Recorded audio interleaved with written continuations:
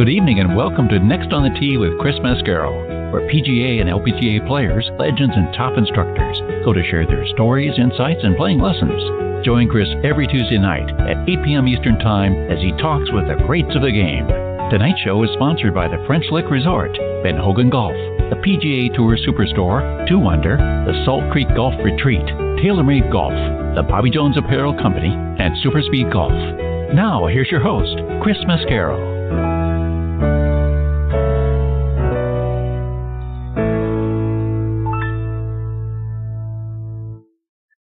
Good evening, everyone, and happy PGA Championship week to you. I hope your week is off to a really great start, and thank you for coming back and joining me tonight here on Next on the Tee.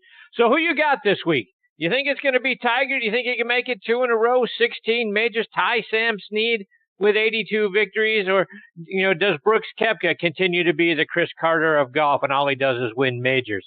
What about Ricky? Is this the week he finally breaks through? Does Jordan Spieth finally find himself? Does Dustin Johnson show Tiger that he's the guy now? These are just a few of the stories that we could see written by Sunday night. You guys know I'm a Spieth guy, rooting hard for Jordan to get it back together. But if I were a betting man and I was going to put money on this thing, my money's on Koepka. He's so consistently good, folks, in the majors, having obviously won back-to-back U.S. Opens, going for a three-peat next month. Look at this, folks. If you go back to 2017, Koepka finished tied for 11th and 17 at the Masters, then won the U.S. Open, tied for 6th at the Open Championship, tied for 13th at the PGA. Then last year, right, he missed the Masters, had a little injury there, but comes back, wins the U.S. Open, tied for 39th, so not great, tied for 39th at the Open Championship, but then wins the PGA Championship, and then this year tied for 2nd at the Masters last month. And then if you want to go even further back, go back to 2016, he tied for 4th at the PGA Championship that year. So if he's not winning, he's certainly right there. So if I'm putting money down, it's on Koepka. I expect he's going to be right there again this week as well. So looking forward to a great PGA Championship. Obviously, we're going to talk a great deal about that tonight on the show. And speaking of tonight's show, my first guest is going to be one of my all-time favorites and a regular with me now, and that's Golf Tip Magazine Top 25 instructor Tom Patri. You know, TP has just become a wonderful friend of the show and an integral part, joining me a couple of times every month now. He's originally from right around the corner from Bethpage State Park, so home of the black course, right, in this week's PGA. So we'll talk about his time there and his experience out on the course, what he expects from this week's tournament, the conditions that the course was in before it was recently, they did a nice transformation up there. So we'll talk about sort of the before and after, who he thinks is going to be on top of the leaderboard come Sunday night, plus what I think is an unfortunate scheduling issue this week, which is we've got the Women's Senior U.S. Open being played this week over at Pine Needles in North Carolina. I'm not sure how much viewership that tournament's going to get, which is very unfortunate when you're going up against and you're opposite a PGA major. But Tom and I will talk about that as well. Plus, and you guys know me, I'll probably sneak in a playing lesson or 3 as well. So looking forward to having TP with me here in just a few minutes. Following him, I'm going to get a visit from the Director of Instruction from right here in Atlanta at the new Bobby Jones Golf Complex, and that's Jason Kuiper. I'm going to talk to Jason about his career growing up through the game of golf so far. Came here from the McCord Golf School down in Orange Lake, Florida, just down the street from Disney World. There he worked with Rick McCord, who has, oh, by the way, been a top 100 instructor every year that Golf Magazine has been putting that list together, going all the way back to 1991. So we'll talk about his time and his tutelage under Rick McCord, plus his insights on the new Bobby Jones Golf Complex, which is one of a kind, folks, featuring a fully reversible 9-hole layout. So we'll talk about that, and you can go there. And here's how it's, when we talk about reversible, you can play the 9, and you can play that 9 twice one day, and come back the next and play a completely different layout in a 9-hole course the next. So want to talk about that with Jason. Plus, I'll probably get a few tips from him as well. So looking forward to having Jason on the show with me a little bit later on in this half hour. We're also supposed to have Srixon, Cleveland Golf, and Zexio territory manager Perry French with us tonight, but Perry is homesick in bed, so I hope he'll come back and join me again soon. Perry, get well soon, my friend. I'm hopefully going to get to be able to listen to you and Matthew Lawrence on Backspin Golf come Sunday, which is always my regular 8:03 a.m. tee time Sunday morning. So, Perry, I hope you're well enough to be back with Matthew this week and then with me again shortly. But, folks, we got a lot of great stories and information coming your way tonight. Thank you so much for tuning in and taking the journey with me over the next hour or so. But before we get started, I always like to remind you about my good friend Mitch Lawrence and his podcast, Talking Golf Getaways. He and his co-host, Darren Bunch, let you know about great places to stay, play, and even eat and drink while you're there. You can stream their podcast over on Golf Trip X, and that's a letter X, so golftripx.com. It's also available on Audio Boom, Stitcher, and Player.fm as well. So go there, check out the show, and learn about some of the hidden gems that we have here around the country. His twin brother, Matthew, also has a great golf show called Backspin Golf, and his show airs Sunday mornings from 8 to 9 a.m. Eastern Time over on WLXG ESPN Radio AM 1300 up in Lexington, Kentucky. His show is also so much fun to listen to and be a part of because, first of all, Matthew is just absolutely outstanding and a lot of fun. It is a really great way to kick off your Sunday mornings. Again, the name of the show is Backspin Golf. You can stream it online at WLXG.com or doing what I did, which is download the WLXG app.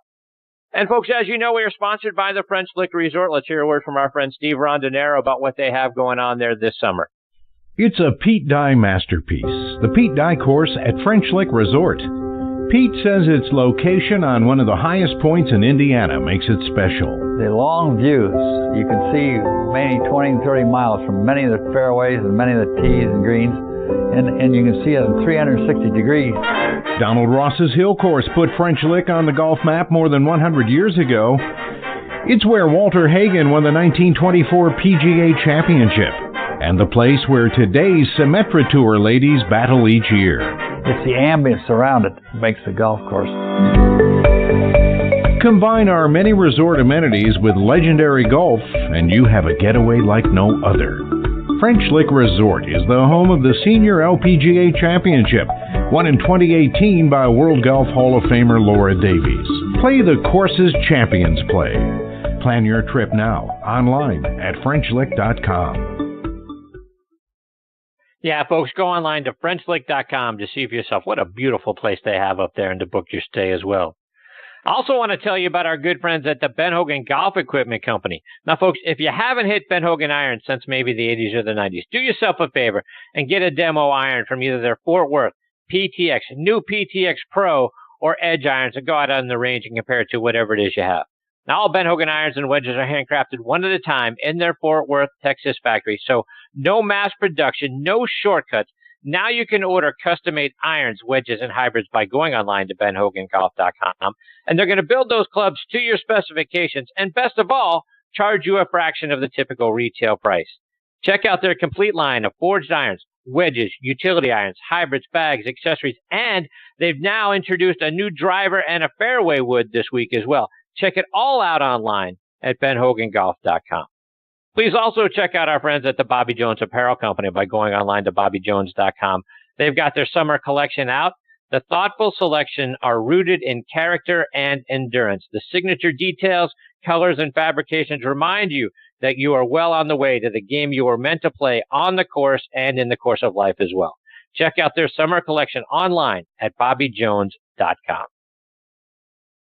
All right, now back with me here on the French Lick Resort guest line. Like I say, is one of my favorite people on the planet and one of the best instructors you're going to find anywhere. He's Golf Tip Magazine's top 25 instructor, and he's the new director of instruction at the Hawthorns Golf Club and Country Club up in Frischers, Indiana, and that's Mr. Tom Patri. Good evening, TP. How are you tonight, my friend? Christopher, I am doing so good. It's unbelievable. Is that right? You all settled in now up in Indiana? Yeah, I'm a Hoosier now. I'm an honorary Hoosier here in Fishers, and I've been here now. Let's see, I've been here 5 days, and I got to tell you something. The Hawthorns, which I had never played until I got here, although I'd just seen it one time, drove around it. I got to play this week, and it is really hard. It's a hard golf course, and the old pro's got his hands full. It's a really good golf course. There's only 18 good holes out there, so it's you got to strap it on pretty good. And I tell you what, Tom, and I saw some of the videos that you have posted this week on social media, and it looks like you're having an immediate impact on improving some of the swings of the membership up there. And I really like the TP logo. You got a TP logo board that helps people with proper takeaway and swing plane. And I saw some of the members up there swinging around that thing. Talk about that and the immediate impact you're having. Yeah, well, first of all, I got to give a shout out to Tommy Moore and his whole staff. They welcomed me, and the whole membership's been just incredibly friendly. My first week on the job, it's been a pretty easy transformation up here. It's been just terrific. So thank you, Tommy Moore, and thank you to the membership of the Hawthorns. But yeah, I built a little plane board, real simple plane board before I left Naples, and it's something I believe in as far as path and plane and keeping the club in front of you and nodding it behind you get trapped. So it's a really simple device. Anybody can check it out on my Facebook page. You saw it posted there, Chris, and anybody that's interested, I'm glad to get information to them. We're actually going to build them and manufacture them and sell them to people who want to get on plane. Wow. All right. So you got to let me know when those things are available. You use one of those in my backyard. I'll tell you that. No, you don't need one. Your golf swing doesn't need that. I see your social media post from. I saw your post from Myrtle Beach. You don't need that at all. You're perfect.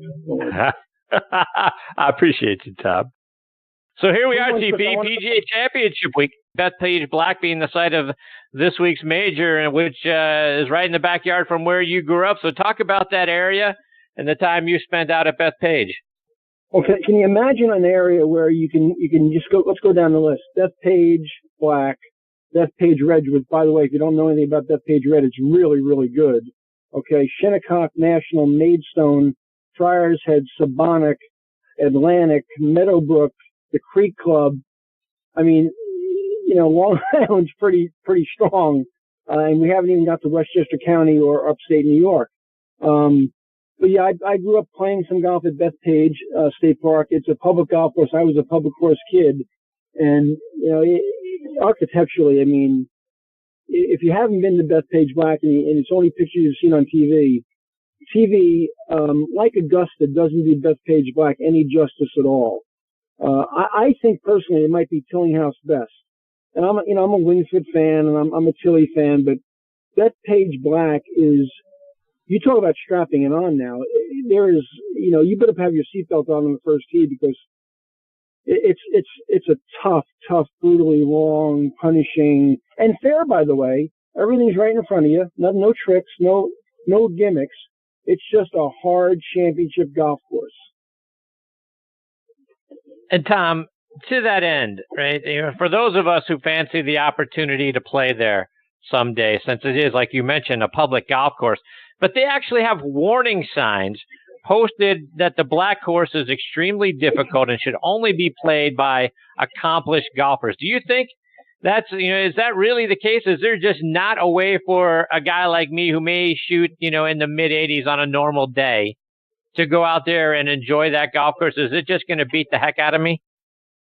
Well, if you go out there with an expectation that you're going to conquer Bethpage Black and you're going to be able to hold your own out there, and I don't really care, Chris, what skill level you're playing at. I don't care if you're a 3 at your home course, or you're a 5, or you're 11, or you're a 20. You can just tack 5 to 7 to 10 more on the first trip around there. First of all, in fairness to anybody who goes out there and plays, regardless of skill level, like every championship golf course, it takes a while to learn the nuances of a golf course that's that well laid out. So that alone, just the new trip around there the first time is going to punish you a little bit. And then if you don't have your A game that day and you're an 11, well, you're going to be a 19 or a 20 that day at Bethpage Black. And, wow. It's just that hard. I mean, I played a lot of the top 100 golf courses in this country. Probably, I think I've played 83 or 84 of them. Oakmont to me is a very difficult golf course. Overseas, Carnoustie is a very difficult golf course. Well, Bethpage Black is every bit as hard as Oakmont and every bit as hard as Carnoustie. And I think architecturally, because some of the elevation changes, it's really hard. And if you have a really big ego and you're a single digit handicap and you decide to go out there and play from the back, I'm going to play where the pros play from. Well, there's, if you look at the golf course, there's 5 number 5, number 8, 10, 11, 12, 15, and 16 can be stretched over 500 yards as par 4s. So have a nice day. Yeah. Indeed. And by the way, par 70, not par 72. So 74 or 7,500 yards, par 70. Okay. And if people understand golf, they'll understand that a par 70 at 7,400 yards with elevation change and incredible bunkering is quite a test. So you've seen it over the course of several years, and I think not all that long ago they did a bit of renovation and transformation out on the golf course. So talk about the before and after effect. So, Chris, I started playing there when I was probably 13 or 14 or 15 years old. I can't exactly remember when. I'm 60 now. And then before the first Open was played there, which I believe is 2002, is that correct? Check me on that. Yep. They did a major renovation of the property. But when I was growing up playing golf there, literally the place was in a shambles. I mean, there was glass in the bunkers, glass on greens, beer cans and garbage. I remember the back of what is now the championship tee on number 9. There was an old burned out Volkswagen back there in the woods on what is now the teeing ground. There was an original tee back there that had gone to weed, and somebody had driven a car back there and set it on fire. It was just left there. There were some old car tires laying around the property. It was a mess. It was an absolute mess. And they made the state of New York and the USGA originally made a commitment to put the golf course back into condition. I remember playing there with my friends as a little kid and saying, if they ever fix this place up, they could play a U.S. Open here.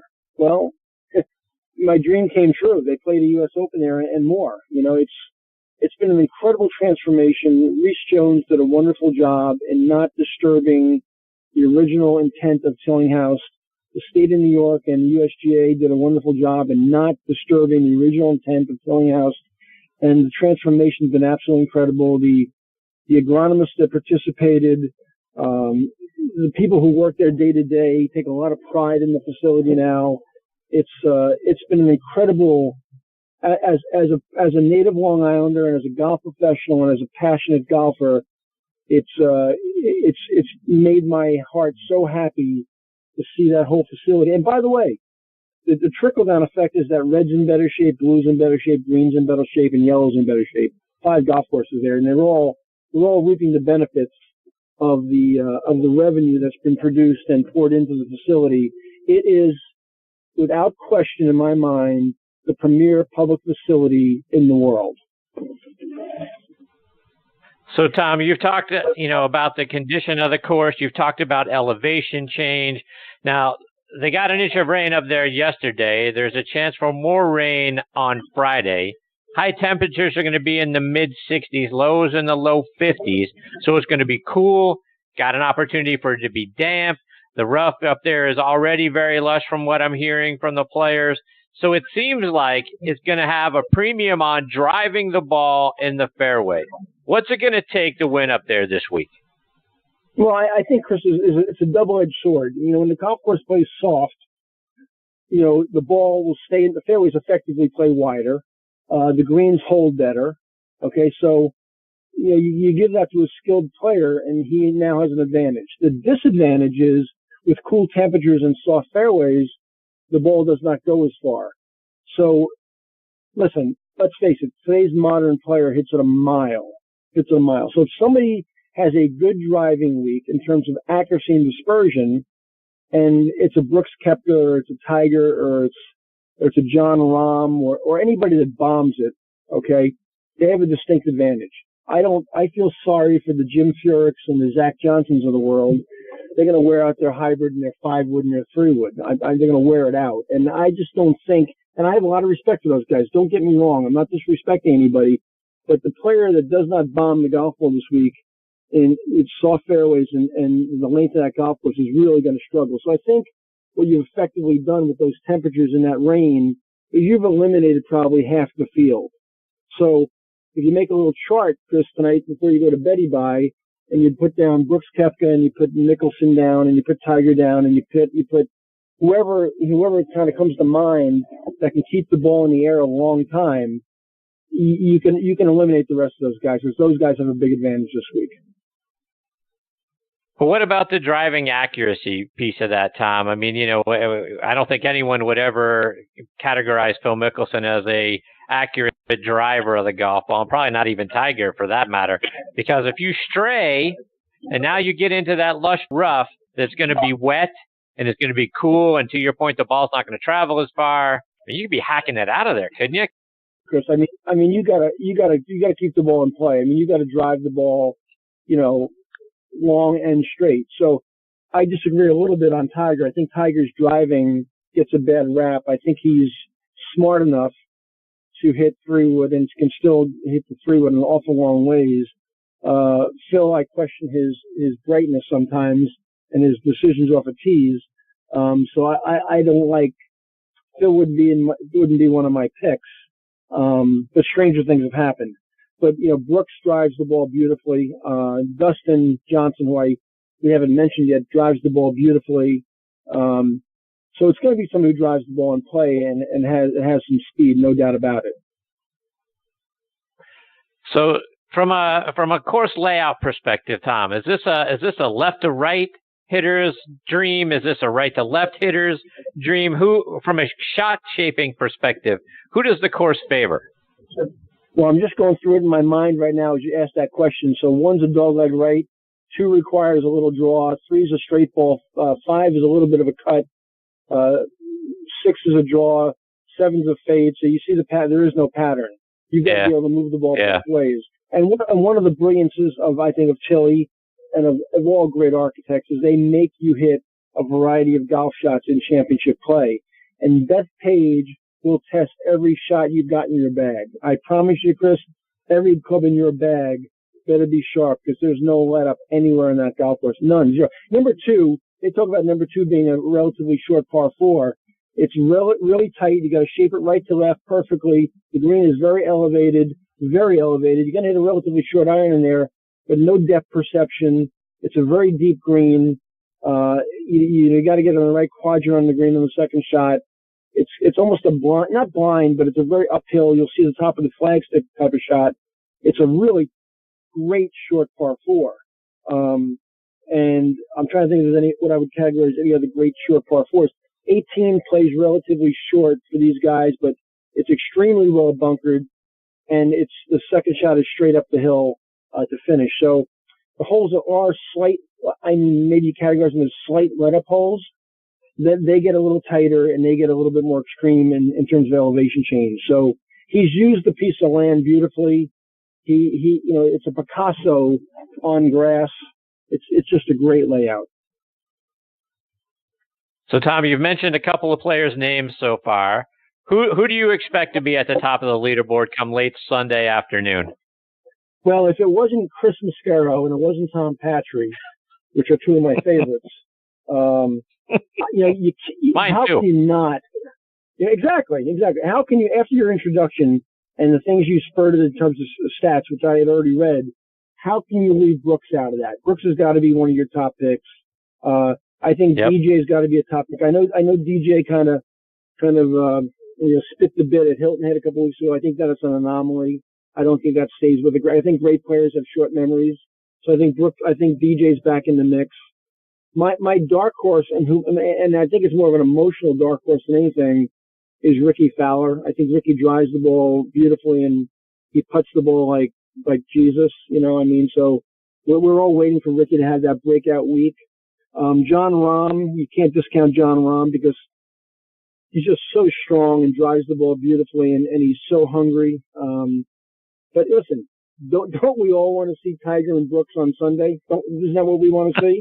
I think everybody, listen, let's forget all the other stuff. We want to see Tiger and Brooks and maybe DJ and throw Ricky in the mix.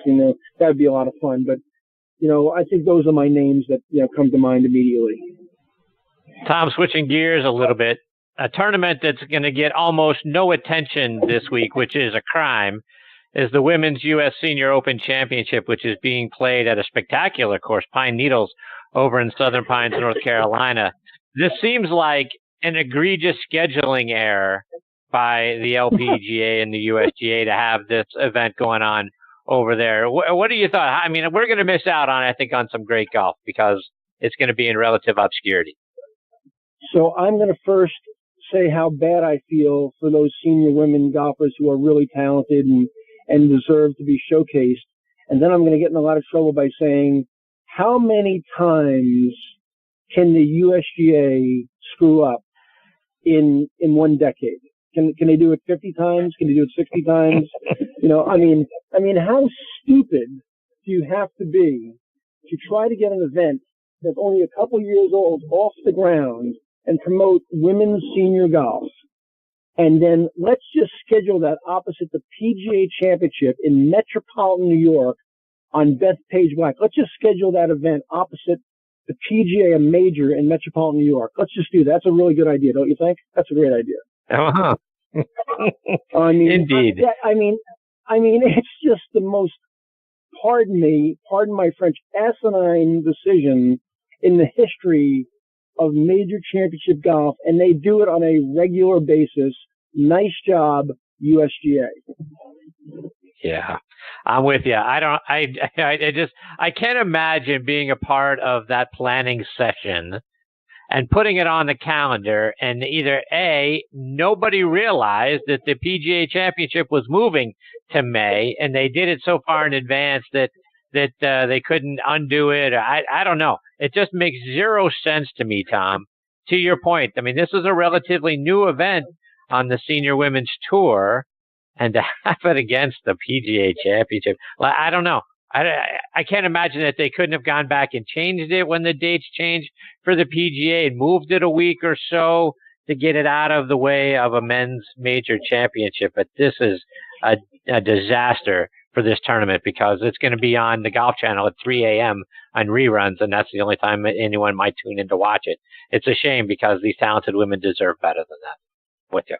They do. And listen, I am all for that event. I think it's a great event for women's golf. I think it's a great event for senior women's golf.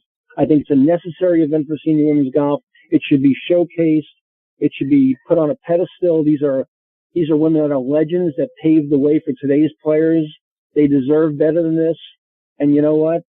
To put it on a great venue like Pine Needles, last year Chicago Golf Club, two great venues, and then put it opposite a men's major. It's just plain flat stupid. Yes, agreed. Tom, a couple more before I let you go, and I gotta get some playing lessons from you, right? And the first playing lesson that I think that some of us could benefit from is, and you've drilled into my head over the years, short game. So help us all understand bounce. Right? I mean, some of us, I think, need more bounce. Some of us need less bounce, depending on our swing plane and how we compress the golf ball. Talk about, when do I need more bounce? What type of player do I need to be to have more bounce, and what type of player needs less bounce? Great question. Because I think, first of all, Bob Vokey is a good friend of mine and a wonderful, wonderful man, besides being very talented at what he does in designing golf clubs. But, Bob took me under his wing not too long ago and helped me understand a lot of things. Bounce is your friend. People, I wish they'd never called it bounce, because people think that means that the club's going to bounce on tight lies, and it doesn't mean that at all. So what I do in my teaching, Chris, is I rename two parts of the club. I rename the leading edge of the club the digger, and I rename the bounce the skidder. So if you want the club to take a divot, and you want to gouge out of a bad lie or an embedded lie in a bunker, you want to square the face up and you want to use the leading edge. But I can show you, and I wish, we were in a more visual medium, that I can lay the bounce of the club on the ground, laying the club open, laying the bounce on the ground on the tightest of lies, and just nip it off that lie, because the skidder will help you receive the ground better if you know how to use it. So I think people don't understand that. They don't know how to use the golf club. Bounce is your friend. I am an advocate of more bounce more times than not than less bounce. But to your point, Chris, and a great question, if you're a very vertical player, if you're a steep player, a steep incline player, you want more bounce. If you're a real shallow approach player and you tend to hit thin shots, you need less bounce. So if you would go to VokiWedgeWorks.com, there's a lot of information there about wedge design, an explanation of wedge design, and different grinds and lofts and bounce characteristics that will really educate you and open your eyes to what you might need in your fitting process with wedges in terms of bounces.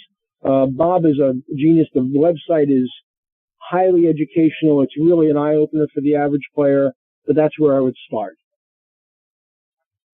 And Tom, sticking with the short game and around the greens, when should we be using a wedge, a sand wedge, or a lob wedge? And when are we when are we better off using a lower lofted club like a 7 or an 8 iron? Well, I think that's a lost start, Chris, first of all. And before I go into that explanation, one thing I need to know from you is in Myrtle Beach, were you a winner or a loser with those boys? I was a winner, actually, by a couple of strokes. My boy Angelo Kane right there with me. So we're about even, but I think I edged him. I love that. That's good news. Okay, so back to your question. That's very important, Chris, to the listeners, because you weren't. I know you're not going to beat your own chest, but I want to give you a little plug there. So that was important. I appreciate you. Yeah, right, exactly. So I think the shot around the greens played with a 6, 7, and 8 iron, what we used to call a chip shot. I think that's a lost art, and I think we get away from that, and we shouldn't get away from that because that's a shot that we have to have in our bag. So I think we, in general, we reach for too much loft too many times. When we can get the ball on the ground sooner and get it running and using the contour of the green as our friend. So that's number one. But as far as when do I use what, I think it depends on the quality of the lie. I think it depends on the length of the grass you're playing from, the green you're playing to, how much room you have to play to, how firm or how soft the green is, and the contour of the green. So I don't make very fast decisions when I choose a club. I love when I give a playing lesson and I pull up to the right side of the green and the guy's ball is 35 yards away on the left side of the, left of the green somewhere. He really can't see the lie or see the shot. And he walks to the golf ball with one club in his hands. And invariably he gets over and he goes, oh, I wish I had this club or I wish I had that club. I think you leave the cart if you're riding with several options in your hand. And I never walked, as in terms of a playing lesson, I say to people, don't go to a golf ball that you can't clearly see the situation of without 2 or 3 options in your hand, a running option, a mid-loft option, and a high-loft option. So when you get over there and you diagnose the situation, you can make the right choice and have the best chance for success. Tom, one more before I let you go. And when we find ourselves in a fairway bunker, and we still have a pretty lengthy shot to the green, maybe around 150 yards or so, talk about how we're supposed to set up and take that swing so that we get the ball out clean and we hit a good golf shot. Well, stability and balance is a big deal in hitting a good golf shot, right, Chris? So one of the things that people do in a fairway bunker, don't do enough of in a fairway bunker, is kind of dig their feet. And I always kind of like to dig a little trench, get my feet embedded in the sand a little bit because I want to create some stability. So when I make a swing and change direction and try to create some speed, I don't slip. That's number one. Number two, because I embed my feet in, I've virtually lowered my center of gravity, so I've got to choke down on the club the same amount that I've lowered myself into Mother Earth. Okay, so I want to make sure that matches, so I've got a level contact point. I generally play the ball actually a little further forward, which starts confusing people, because I want to pick it clean. I want to hit a clean shot. A thin shot will get me up by the green. A fat shot will get me nowhere. And then generally I'll choke down on the club and I'll take one more club than I would normally take that distance, so I don't make an aggressive swing. I keep my tempo smooth, so I keep my balance, I keep my stability, and I don't slide around in the sand. That said, I do have to make a decision about the loft I take based on the size of the lip of the bunker in front of me also. So sometimes we put ourselves in fairway bunkers where reaching the green on the next swing is not a possibility. So we got to make sure we make some good decisions before we choose the club. Tom, remind our listeners again how they can stay up to date with all the great things you're doing and follow you online and on social media as well. Thanks, Chris. Well, certainly the easiest way to find me or find my information is at www.tompatri.com. But I'm happy to have anybody text me or contact me on my cell at 239-404-7790. And then, of course, my email is tpatri@mindspring.com. But the website, Chris, is probably the best place, just tompatri.com, because that has all my information, embedded in it there. TP, you're the best, my friend. I can't thank you enough for being a part of the show again this week. Already looking forward to when you're back in a couple of weeks. In between now and then, all the best, my friend. Chris, I say this all the time. I'll say it every time I'm on. These listeners don't know how lucky they are to have somebody like you in the airwaves. You bring so many talented people to them every single week. I'm sure Dr. Jones is listening in. I hope we give him a big shout out. And the young man that's coming on behind you has taken on a wonderful situation there in Atlanta. What a great opportunity. And what a great facility for the city of Atlanta. So have fun with him. I intend to do just that. Thank you, TP. All the best. We'll catch up soon. Chris, God bless. Thanks, Tom. See you, Tom. That's a great Tom Patri, my friends. At Tom Patri on Twitter and on Instagram. And you can find him, tompatri.com, Patri, tompatri.com. Great stuff online on his website, and everything he shares every single week, or every time he joins me on the show, I should say, is absolutely outstanding. Makes the show so much fun, and I look forward to having Tom back on the show again in a couple of weeks. Before I get to my next guest, Jason Kuiper, I want to remind you about a few of our sponsors. And folks, well, TaylorMade has done it again. The all-new TaylorMade M5 and M6 drivers have arrived, and what a story. They both feature speed-injected twist face, which is created through a revolutionary manufacturing process. So every single head, and I do mean every single head, is injected and calibrated to the threshold of the legal limit. So basically, every head now is tour spicy. So speed for all of us, and it's now available online. Check it out at TaylorMadeGolf.com. I also want to give a shout out to one of our new sponsors, the Sandestin Resort. Surrounded by white sand beaches in the beautiful Gulf of Mexico, Sandestin Golf and Beach Resort offers 3 championship golf courses open to the public and 1 semi-private course as well. With top recognition from leading golf magazines and reviewers from around the world, each course provides an exciting challenge in different scenic settings. Golfers can choose to play 1 or all 3 of the golf courses. Raven Golf Club, the Robert Trent Jones layout that played host to the PGA Tour champions back in 2006 and 2007. The Links Golf Club, designed by Tom Jackson, offers a winding layout across a backdrop from the Baytown Marina plus the Chocowachee Bay as well. Baytown Golf Club, another beautiful Tom Jackson design. They've got a 5th set there, a 5th set of tees for U.S. kids, so you can take your juniors and really enjoy that golf course. And Bird Pine Golf Club, which is a semi-private Reese Jones design available only to registered Sandestin guests. Visit them online at sandestin.com/tee time or give them a call at 844-887-SAND for more information and to book your tee times as well. And folks, this segment of the show is sponsored by our friends over at the PGA Tour Superstore. This segment of the show is brought to you by the PGA Tour Superstore. See why golfers everywhere are proud to call PGA Tour Superstore their golf pro shop. Visit them online at PGATourSuperstore.com. Now back to Chris and more of the show. And now joining me here on the French Lick Resort guest line is PGA professional Jason Kuiper. Let me give you a little background on Jason. He earned his Bachelor of Science degree in Business Administration from Millersville University in Millersville, Pennsylvania, which is located between Harrisburg and Philadelphia. Went on to earn his master's degree at Moravian College in Bethlehem, Pennsylvania. While in school, he became a teaching professional at the Shawnee Inn and Golf Resort. In 2009, he became the head teaching professional at the McCord Golf School down in Orange Lake, Florida, and was also the director of instruction at Woodlock Springs up in the Poconos during that same time. Last fall, he came here to Atlanta, is now the director of instruction at the new Bobby Jones Golf Complex, and I'm very honored he is with me tonight here on Next on the Tee. Hey, Jason, thanks for coming on the show. Hey, Chris, thanks for having me. So, Jason, I want to start out by sort of going back to the beginning. When was it that you decided that being a PGA professional is really what you wanted to do? Yeah, so my golf story was Shawnee Inn. I grew up basically there, played there in high school, hanging out at the course, 24/7. That was kind of the MO for all the kids of the high school team. And I just kind of watched the teaching pros and saw what they did and got intrigued by it. I think my interest in teaching, probably came as a lot of guys as I tried to improve my own game by taking lessons. So I took a lot of lessons from local, teaching pros in the area, and just the way that they were able to help me was inspiring.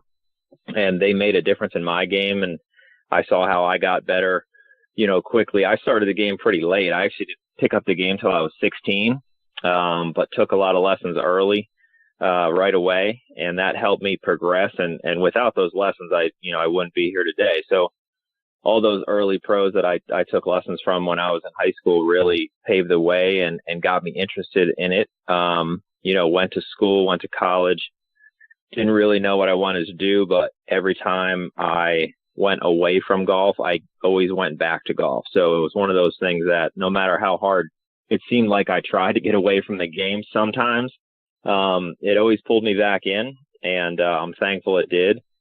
And it really is all just credit to my mentors, and I've had too many to even name, guys who have helped me progress and learn, and really I owe it all to them, from Rick McCord to Dick Farley, and just too many other guys to name that helped me learn to teach and enjoy being a PGA pro.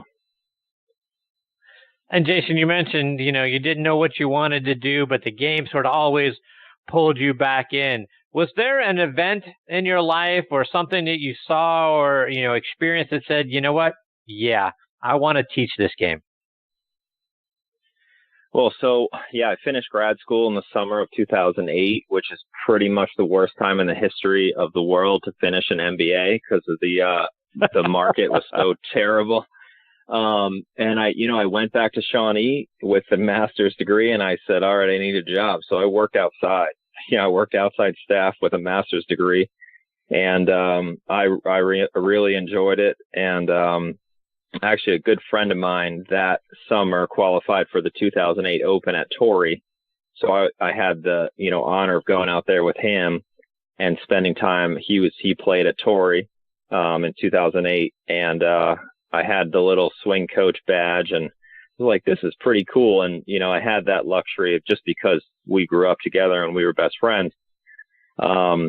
And it was really then that I said, all right, let's do this golf thing. And he was playing mini tours. And that fall, after that summer of 2008, he was going down to Florida to play the mini tours, as, most guys do. And, I didn't have a job and I didn't have anything to do. So I said, all right, let's go to Florida. And, I was lucky to meet Dick Farley, who was a legend in golf instruction. He was at Shawnee at the time. And I said, hey, Dick, I'm going to Florida. Anybody down there can help me get a job. And he said, matter of fact, there is. And it was Rick McCord, another legend in golf instruction.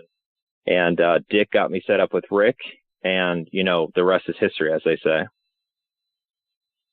And Jason, it's you mentioned Rick, and prior to your current role, as you mentioned, you were the head teaching professional down there at the McCord Golf Academy, and Rick has been, as you talk about, a legend. A guy has been among the top 100 teachers in America for over 25 years. In fact, it was in the inaugural list that Golf Magazine put together back in 1991. So, talk about your time working with Rick and what he taught you about the game. Yeah, one word: everything. Basically, I started with him, and all I really had known was what I worked on in my own game. But just basically shadowing him for years, and, starting off with the junior clinics and the new golfer clinics and that sort of thing. And just, he is incredible in that he let me teach a little bit. He watched me teach, he helped me teach, he critiqued me. And that was one thing that I take away from my time with Rick, is that he wasn't afraid to let the younger guys go out there and teach under his supervision.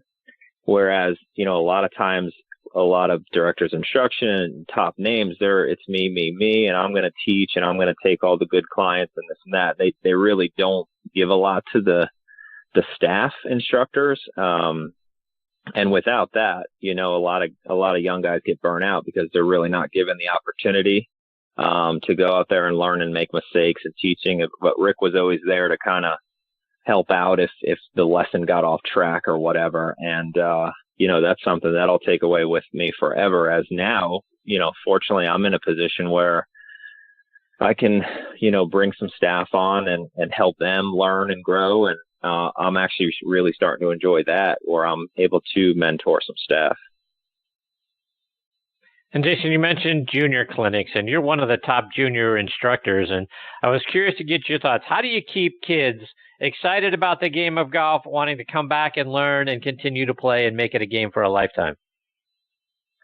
Yeah, well, with that, my whole career, I recognize U.S. Kids Golf as a leader in the industry, and I've been U.S. Kids certified for a while, and I learned a lot from going through that process. And as this opportunity came out here with Bobby Jones Golf Course, I was so happy to learn that U.S. Kids Golf was a founding partner of the project, and the Grand Slam Golf Academy is a U.S. Kids Golf Academy, and everything we do with junior golf is powered through the U.S. Kids Star program.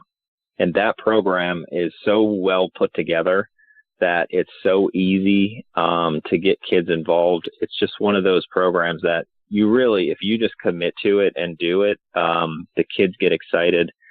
So there's 10 levels of the program. 5 are out right now. There's going to be 5 more coming out soon. But, the kids get their hats, and as they work through their books, they get achievements, they get pins. And every clinic we do, we start out and say, all right, you need, putting or full swing or whatever. And we go out there with the goal. We work through it. We let them know what they need to accomplish, and they get a pin, a little gold pin that they put on their hat. So they get a hat, they get a bag tag, they get a book. So they're part of the program. And, something as simple as a little pin, as an adult, we say, we understand that this is just a little cheap piece of metal, but to a kid, that might as well be a 3-foot big trophy. That's winning the U.S. Open sometimes. It's just getting that pin and putting that on their hat. And it's incredible. Those kids will come into the clinic and they'll know that, hey, I did my full swing last week, and if I get my scoring today, I can get my level 3 done. And I said, how do you know that? And they said, well, it's on the board. So the kids love it. The motivating factor there is those pins and those small rewards, but they have to earn it. It's not just you get a pin every time. They have to earn it, and it keeps them focused, but it's also fun.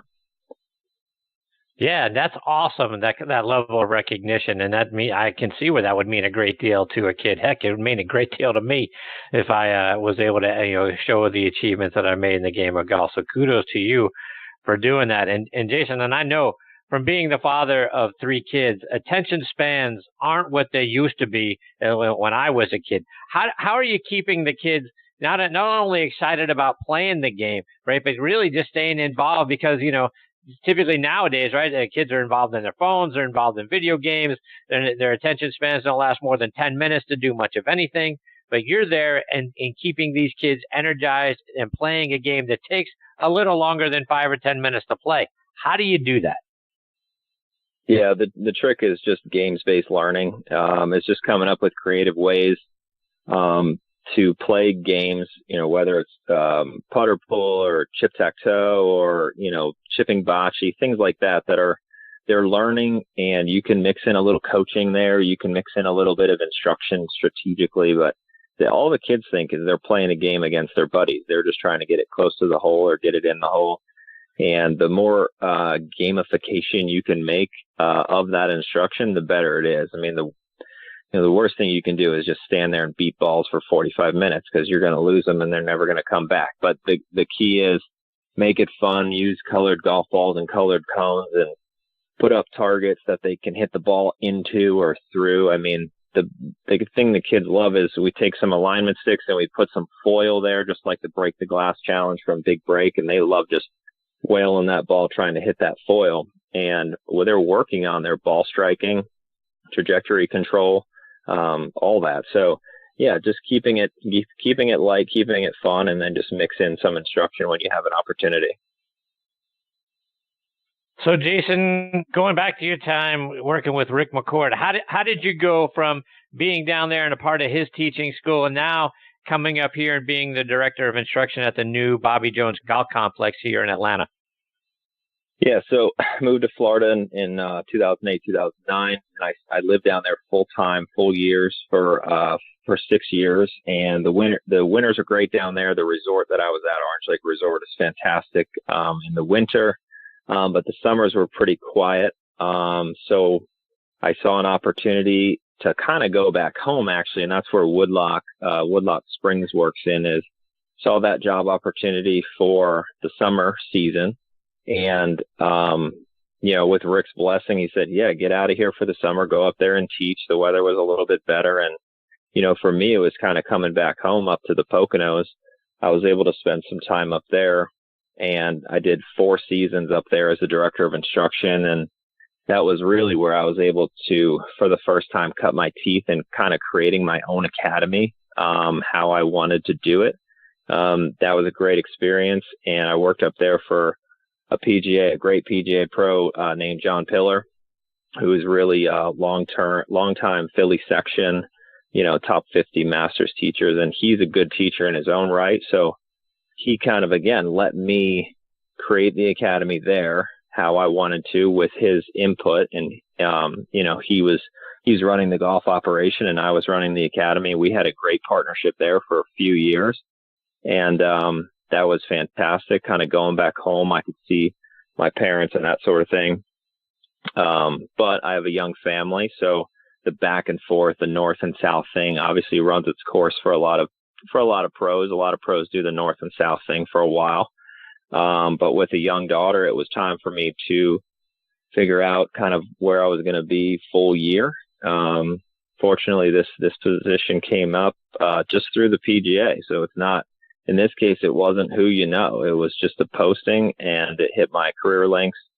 And, I put my hat in the ring, and I said, hey, let's see what happens here. And, lucky enough, I made it through the process. And still not sure why they picked me, but I'm happy to be where I'm at. And it's a great opportunity. It's one of those things that once you get there, and in every process of the interview, was the video interview, and then I went down there and interviewed. The scope of the project and understanding the project just got bigger and bigger, and I said, wow, this is really going to be something. Whereas when I first looked into it, I didn't understand what it was or what it was going to be. So really, now that I'm here and we're kind of getting into it, it's really could be a project that changes golf in the country, honestly, for how golf courses make money and be successful. And to get in kind of on the first step of that is an incredible honor. And I think we're going to do some big things. Yeah, I agree. You're going to do some big things. And I'm telling you, the golf course is all the rage around Atlanta. And I'm certainly dying to get out there and see the complex and play the reversible 9-hole courses. And for those that aren't aware, Jason, explain the courses, because it's 2 separate 9s, essentially, the way that it's set up. I mean, you play one set of 9, twice, but you can come back a couple of days later and the course is set up completely different and you play that set of 9 twice. Talk about what makes that golf course so special.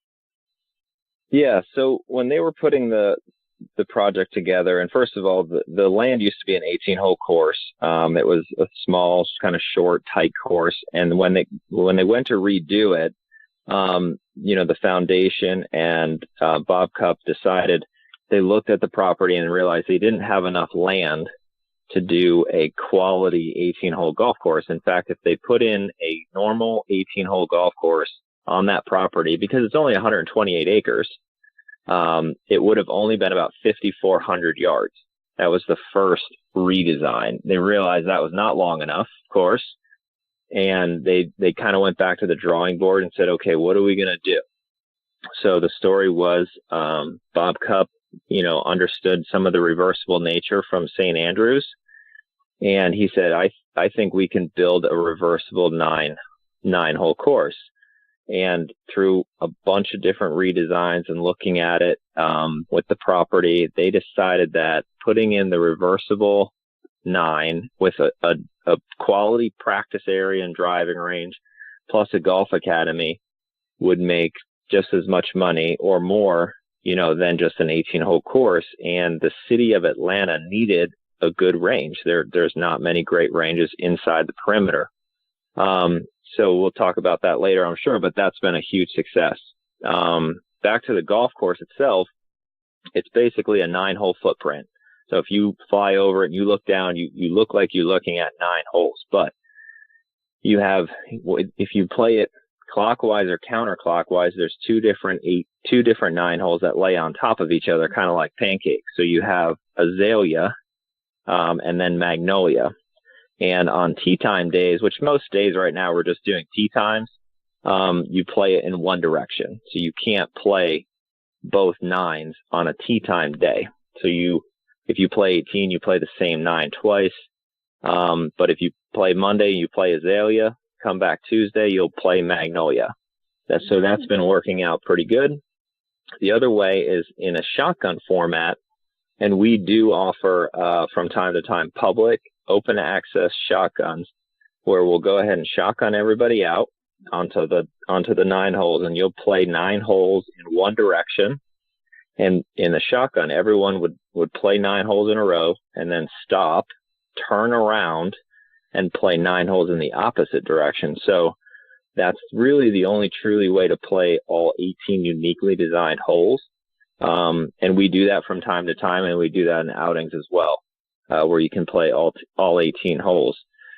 And that's a really unique experience, because when you're out there playing, and this comes from experience, when you play it reversible, the holes are totally different.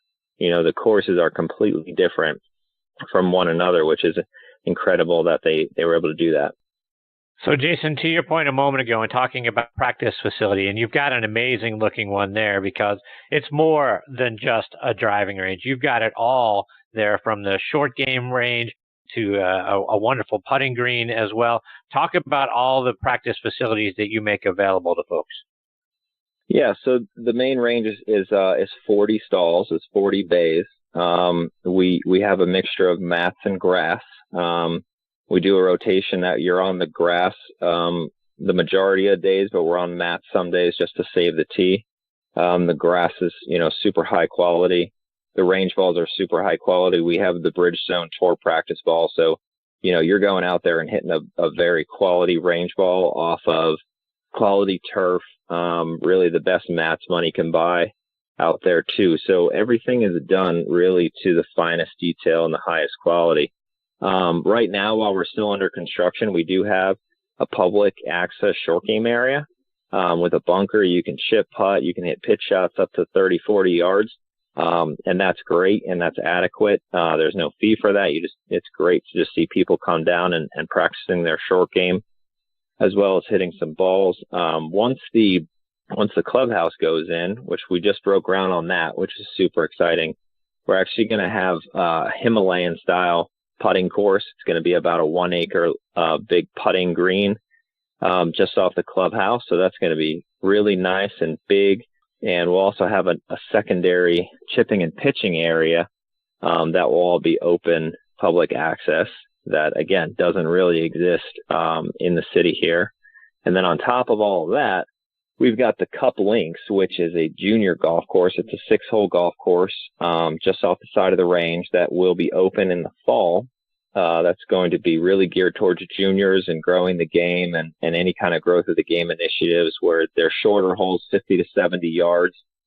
And, we're going to have kids are free with a paying adult and that sort of thing. And great for short game practice. And it's going to be maintained at the same level and quality of the regular golf course. Wow. What a facility. And you've got Georgia State out there, right? Georgia State uses the facilities there for their practice as well, right? Yeah, Georgia State. So up on the north end of the range, there is a secondary range tee with grass that they lease from us. They have some short game area there too. That's just for them. And they had a pretty nice end of the year, and some of that's definitely attributed to the practice facility being better and giving them a place to come out and hone their skills a little bit. Jason, I want to switch gears a little bit. Got to get a few playing lessons from you for our listeners. And I want to start out by talking about how to establish a good pre-shot routine when many of us have so many different swing thoughts, in our minds. How can we declutter our minds and get ready to hit a good golf shot?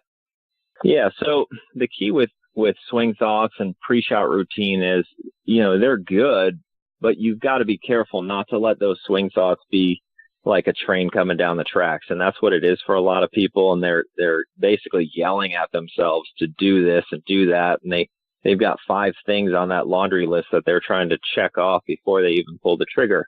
Swing thoughts are great, but there's a time and a place to work on that sort of thing. So what I tell all my students is, if you're working on something, if you're thinking about a swing thought, do that in the practice swing. So make a practice swing and focus on what you're thinking about, whether it's swing path or your finish or balance, footwork, anything like that.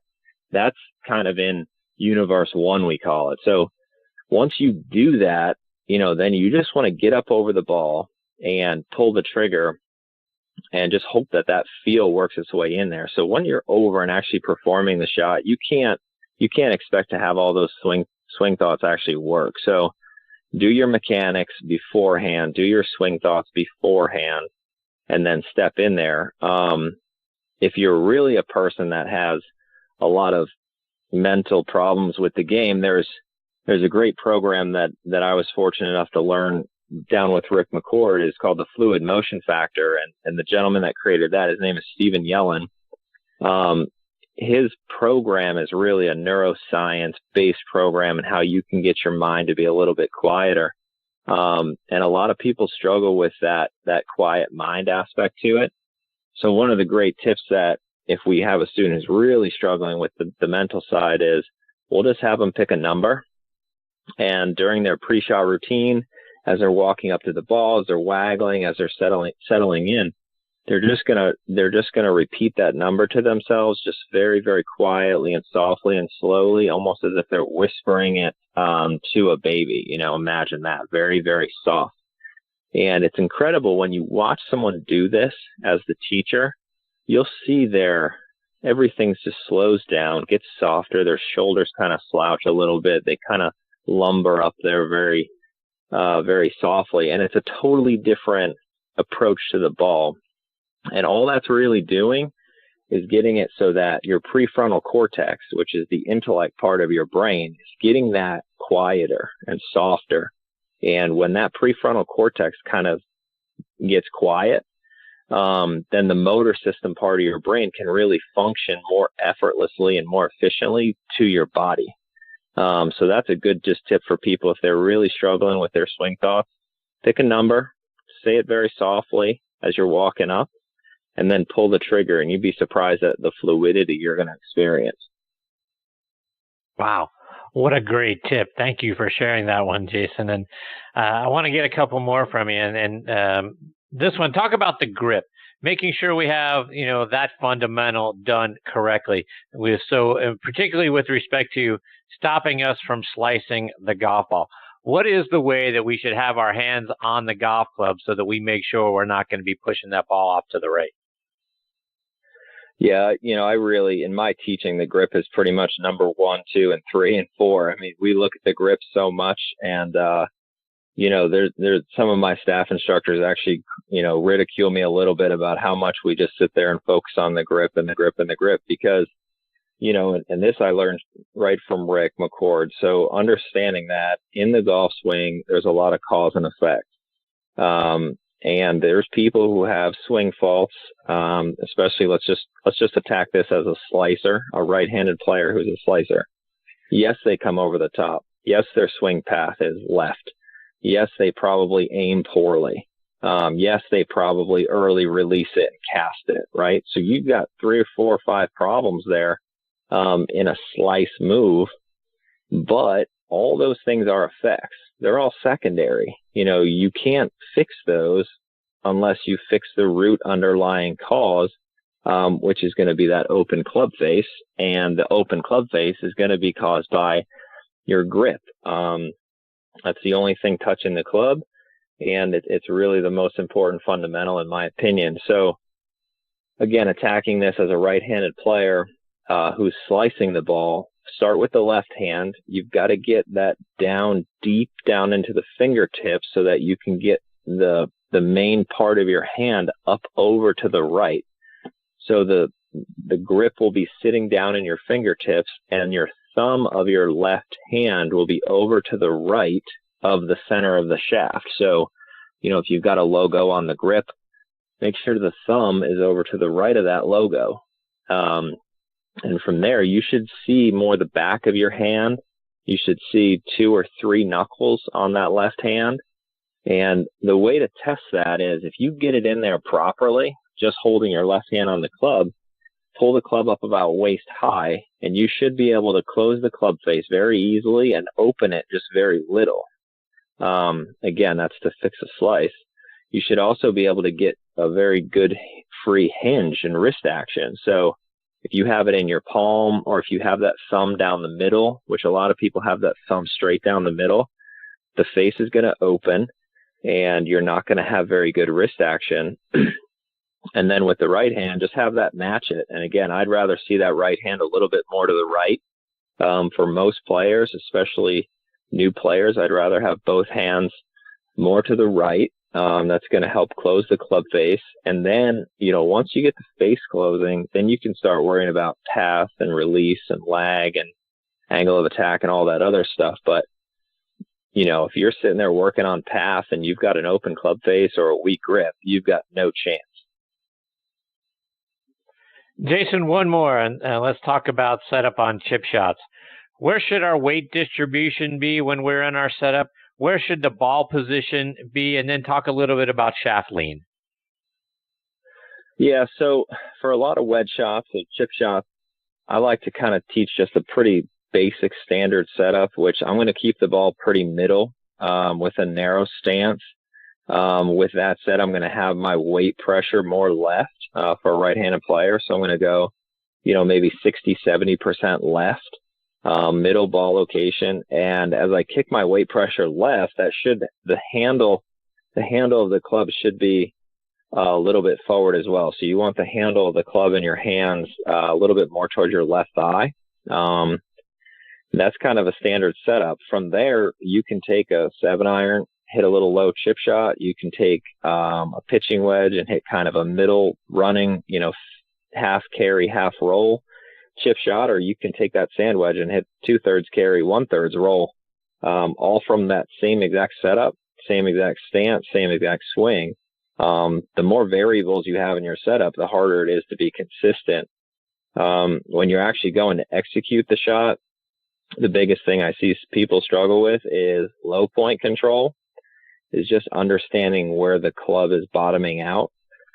So I'll have my students set up where the club head is on the ground just inside the ball. So for a practice swing, but don't just do a practice swing anywhere or way far away from the ball. Do it just a few inches inside the ball so that the club head is even with the ball, and take a couple practice swings and make sure that the club is brushing the grass, not chopping down, but just a shallow little brush of the grass, right at or slightly in front of the ball.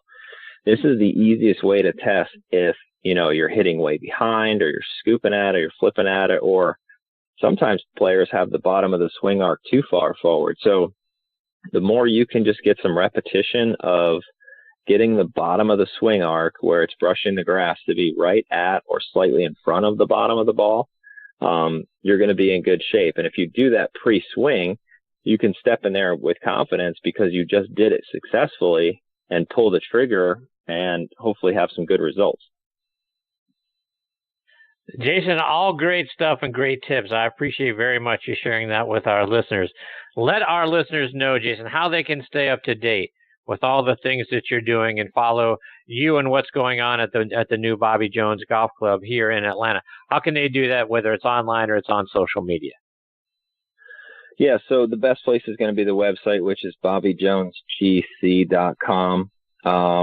You can also follow myself on Instagram as Jason Kuiper Golf. We also have a Bobby Jones Golf Course Instagram that we post tips a lot of times. Bobby Jones Golf Course on Facebook, and Twitter as well, Bobby Jones Golf Course on Twitter. So we post a lot of tips to help you improve, and that's where you can find my email and contact information. Don't hesitate to reach out if any of the listeners have any questions. My email is right on there. It's jason.kuiper, Kuiper, at bobbyjonesgc.com. Well, Jason, like I said earlier, I'm dying to get out there and play the golf course and see the practice facilities. It all looks amazing. And I hope you'll come back and join me again sometime soon, share more of your stories and your tips, and give us an update on what's going on out there, because it's a wonderful place, and you've been a great guest tonight. I really appreciate it. Yeah, thanks for having me. Come on out. Let's tee it up, Chris, and we'll get your game a little sharper maybe. And yeah, I appreciate you having me on. It's a lot of fun, and we'll do it again soon. I hope so, and I look forward to seeing you out on the golf course. Take care, Jason. All the best to you and your family, my friend. All right. Thanks, Chris. See you, Jason. That's Jason Kuiper, Kuiper. And I'm telling you, folks, the place looks absolutely spectacular. I really can't wait to get out there. And I'm equally as excited about the practice facilities that they have, and you heard Jason talking about it, as I am about checking out, how that reversible 9 works and all of those sorts of things. So it looks like a great place. Jason, a lot of great tips and a lot of great instruction. Follow him online and on Twitter and on Instagram. Check him out. I was looking at the videos prior to the show, and he's got a lot of really great tips out there. So look forward to having Jason back on the show again really soon. And like Tom Patri said at the end of his segment, I want to give a big shout out to Dr. Bob Jones IV. Doc is a wonderful friend of the show, been on many times, and had some wonderful comments to make on Facebook and sharing the link to tonight's show. I hope Doc's listening in. Doc, I appreciate you very, very much. Look forward to having you back on the show and talking about your experiences out at the Bobby Jones Golf Complex as well. So look forward to Jason and Doc back on the show again real soon. All right, folks, time for me to put a bow on this episode of Next on the Tee. My sincere thanks go out to Tom Patri and Jason Kuiper for joining me tonight. Folks, appreciate you guys very much. Please share your thoughts with me. Check out our page on Facebook, Next on the Tee with Chris Mascara. You can put a comment in there. Let me know what you're thinking about the show. Plus, like I always say, if you've got a question for one of my previous guests, one of my future guests, and you can see our guest schedule out there on our website, nextonthetee.net.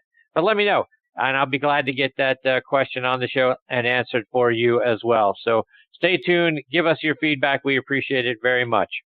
Folks, we can't thank you enough for choosing to listen to this show tonight and for making Next on the Tee a part of your golfing content. Until next week, hit 'em straight, my friends.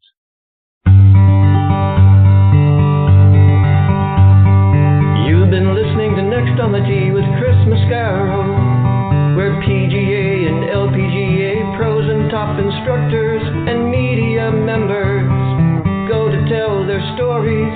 Join us the same time every Tuesday to hear more stories about the game we love from people who love sharing those stories with you. It's all about the great game of golf. It's all about the great game of golf.